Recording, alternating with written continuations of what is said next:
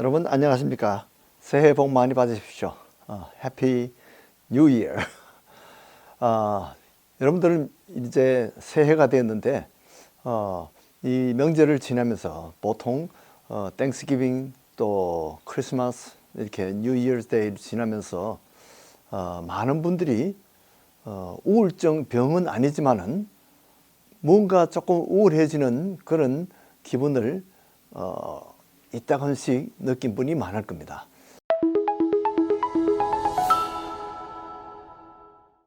이런 것을 메이저 디프레션하고 구분을 해서 보통 할리데이 블루즈라고 이렇게 이야기합니다. 블루 이렇게 보통 약간 어두운 우울한 그런 느낌을 말하는 거죠. 그래서 많은 분들이 왜 이렇게 즐거운 명절인데 세 가지 다 아주 기쁜 그 명절인데 왜 내 기분이 이럴까 이렇게 또 의아해하는 분들이 많이 있을 것 같습니다. 이런 증세를 느낀 사람들은 보통은 마음에 조금 어딘가 이렇게 멜랑콜릭한 슬픔을 느낍니다. 그리고 이 연말이 지나면서 이 불안한 느낌을 많아요. 그리고 또 새해에 대한 부담과 이 스트레스가 있습니다. 그리고 또 과거에 지난 것에 대한 후회가 있어요. 이 우울증의 그 원인을 보면 거기에 조금 죄책감도 있습니다. 또 조금의 허무감도 있습니다. 작년 한 해가 이렇게 허무하게 지나갔구나. 그리고 또 마음속에는 분노가 있어요. 어떤 사람은 또 옛날에 대한 그리움이 있을 겁니다. 내가 10년 전에는 참 좋았는데, 또는 고독감을 느끼죠. 사실은 이 명절 중에 많은 사람들이 모이고 또 교회에서도 모이고 이렇게 하면서도 군중속의 고독이라는 말 있죠. 이렇게 쇼핑센터에 가서도 많은 사람들이 그렇게 웃는 얼굴로 지나지만은 그 중에 자기 혼자만 조금 우울한 것 같은 그런 느낌이 듭니다. 그리고 다른 사람에 대한 이 부러움이 있어요. 그리고 또 다른 사람들은 저렇게 행복한데 나는 왜 이럴까? 이렇게 상대적인 부족감과 그런 박탈감이 있습니다. 또 이것이 연말 연초에 상당히 모임이 많고 하다 보니까 수면 부족이 많아요. 그리고 어떤 사람은 이런 우울한 것 때문에 식욕 부진까지도 옵니다. 입맛이 없어요. 무력감이 있습니다. 아주 피로해집니다. 거기다가 두통이 원인 모를 두통이 있고 또는 근육통이 있는 사람도 있습니다. 또 심하면 이 건강에 대한 염려증이 있습니다. 내가 지금 무슨 암이 걸린 것이 아닐까 이렇게 건강에 대한 염려증, 대개는 근거 없는 그런 것이지만은 그런 생각들이 가끔씩 짙어서 오릅니다. 그래서 원인을 의학적으로 이렇게 분석을 해보면 이 명절 할리데이 블루스라는 것은 대개는 이 일조량하고 상당히 연관성이 있습니다. 햇빛이 사실은 우리의 그 기분에 많이 좌우합니다. 그래서 햇빛을 많이 쬐면 기분이 좋아지고, 햇빛이 없으면 구름이 많이 끼고 이러면 일기만 찌푸린 게 아니라 사람들의 마음도 찌푸리게 됩니다. 그래서 대개 이 겨울 명절 동안에는 동지로부터 가장 1년 중에 밤이 긴 그런 시기입니다. 그래서 밤이 길고 햇빛 쬐는 양이 시간이 적으면 이 멜라토닌이 우리 몸에서 적게 분비가 됩니다. 그리고 세로토닌이 결핍증을 일으키게 됩니다. 그래서 멜라토닌과 세로토닌이 부족하면 대개는 사람들이 생리적으로 불평이나 불만이 많이 생겨요.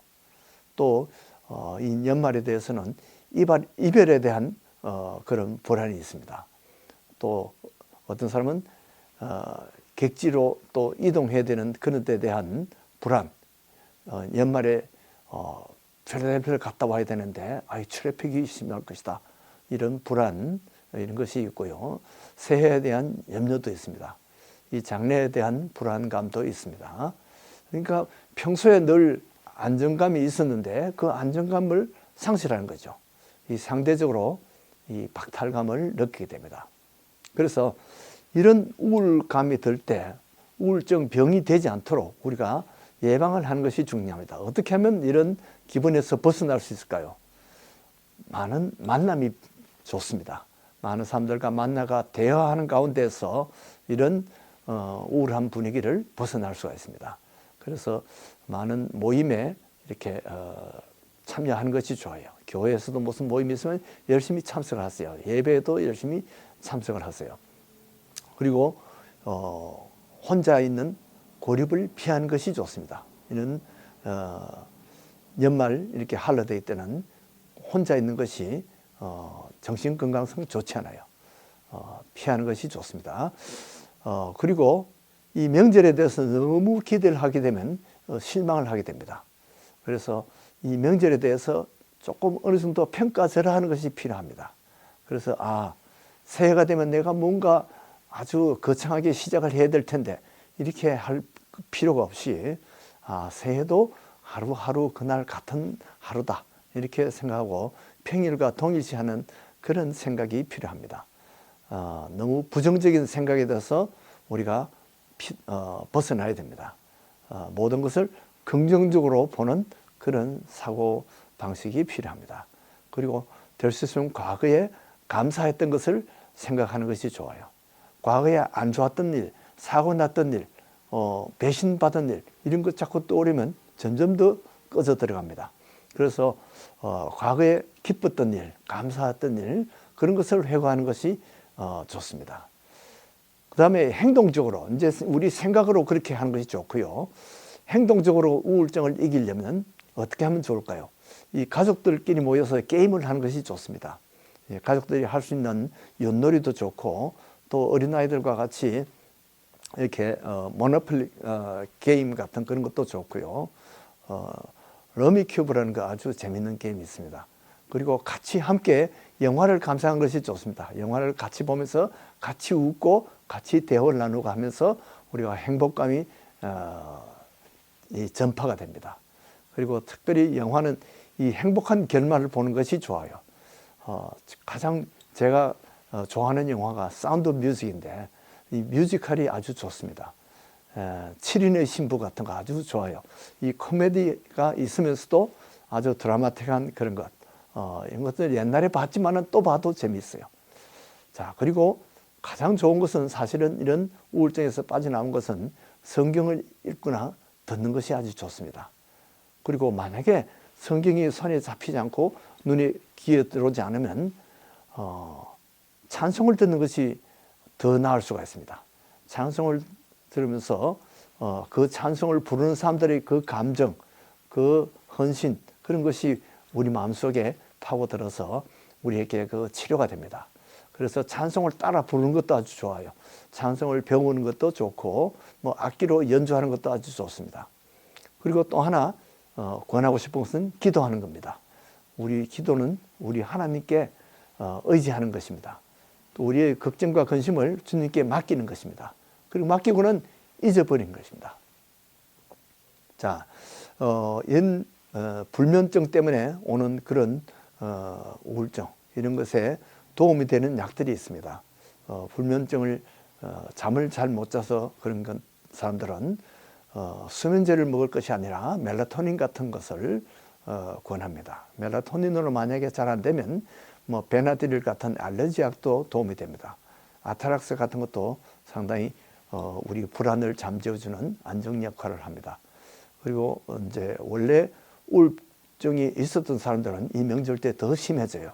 이런 사람들은 반드시 이 졸로프트라든지 시탈로프람 또는 자낙스 같은 평소에 먹던 약을 빠지지 않고 잘 먹는 것이 중요합니다. 자, 주님께서는 우리의 연약함을 치료하러 오셨습니다. 우울증으로 우리가 연말 되면 우리가 자꾸 연약해집니다. 이럴 때 우리가 자꾸 기분이 우울해지는 것은 죄일까 아닐까요? 보통 사람은 우울증은 뭐 죄가 없다고 생각합니다. 죄가 아니라고 생각하는데 주님께서는 항상 우리가 기뻐하라고 이렇게 하셨습니다. 그 말씀에 반하는 것이 바로 우울증입니다. 그래서 거기에 대한 불순종이 되기 때문에 우리가 우울한 것은 우리 하나님께서 원하시는 바가 아닙니다. 왜 자꾸 우울해질까요?